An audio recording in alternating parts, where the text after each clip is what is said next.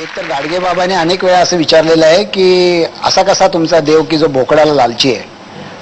परंतु त्याच्याबरोबर गाडगे बाबांचं फार चांगलं उदाहरण आहे जे मी नेहमी अनेक ठिकाणी देत असतो. गाडगे बाबा 30 वर्ष पंढरीच्या वारीला आषाढी आणि कार्तिकीला गेले, पण एकदाही देवळात गेले नाहीत.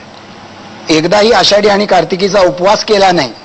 लोकांनी खराब केलेला चंद्रभागेचा किनारा स्वतःच्या झाडून ते साफ करायचे.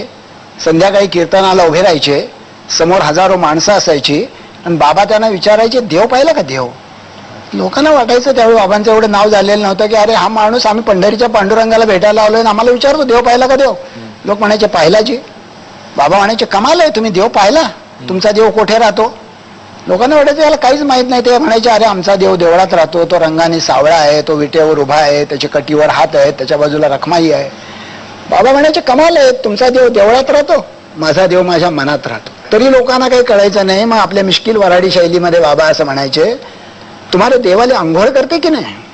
लोक म्हणायचे करते. तर बाबा म्हणायचे तुम्हाला देवाले आंघोळ कोण घालते? लोक म्हणायचे आम्हीच घालतो जी. बाबा म्हणायचे अरे जे तुमचे देवाले स्वतःची आंघोळ स्वतःले करता येत नाही तो तुम्हाला तुमच्या भाग्याची आंघोळले काय घालणार? मग बाबा विचारायचे तुम्हाला देवाले धोतर नेसते की नाही? लोक म्हणायचे नेसते. तर बाबा म्हणायचे तुम्हाला देवाले धोतर कोण नेसवते? लोक म्हणायचे आम्हीच नेसवतो जी. बाबा म्हणायचे अरे जे तुमचे देवाले स्वतःचे नेसूचे धोतर स्वतःला नेसता येत नाही तो तुम्हाला तुमच्या भाग्याचं वस्त्र रे काय देणार?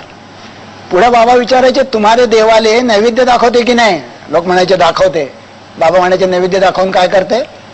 लोक म्हणायचे नैवेद्याच्या बाजूला काठी घेऊन बसते. बाबा विचारायचे कशाला?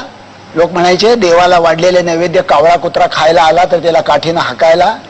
बाबा म्हणायचे अरे जे तुमचे देवाले त्याच्यासाठी वाढलेल्या नैवेद्याचे स्वतःले रक्षण करता येत नाही तो तुमच्या आयुष्याचं रक्षण रे काय करणार? आणि पुढं गुप्तेजी एक लाख मोलाचा प्रश्न बाबा विचारायचे, जित्ता जागता देव कोणी पाहिला का? जित्ता जागता देव. आणि मग लोक कावऱ्या बाऱ्या चेवड्याने इकडे तिकडे पाहायला लागायचे कारण आपण तो पाहिलेला नसतो.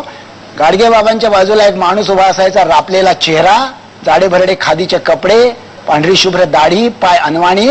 त्याच्याकडे बोट दाखवत बाबा म्हणायचे अरे हे भाऊराव पाटील बघा, हे महारामांगाच्या पोरांना शिकवण्याचं काम करते, त्याला देव म्हणा. अरे ते गांधी बाबा बघा, ते देशासाठी मरते, त्याला देव म्हणा. अरे अडाण्याला शिक्षण द्यावं, बेघराला घर द्यावं, रंजल्या गांजलेल्याची सेवा करावी, मुक्या प्राण्यावर दया करावी. बाप हो देव याच्यात राहतो. बाप हो देव देवळात राहत नाही, देव आपल्या मनात राहते. देवळात फक्त पुजाऱ्याचे पोट राहते.